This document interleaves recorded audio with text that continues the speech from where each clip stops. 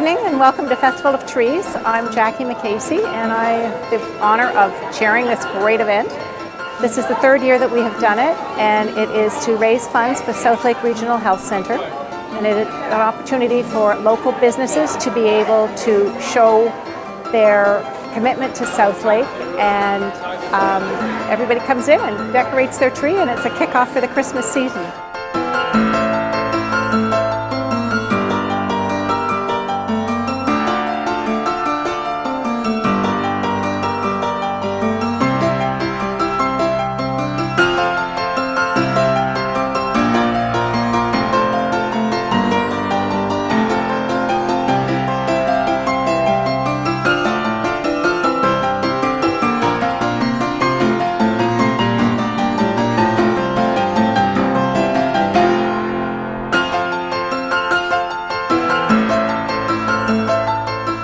Hi, my name is Sherry Doak from Nature's Emporium. I'm up here at the Upper Canada Mall where we've just finished decorating our beautiful tree in support of South Lake Hospital.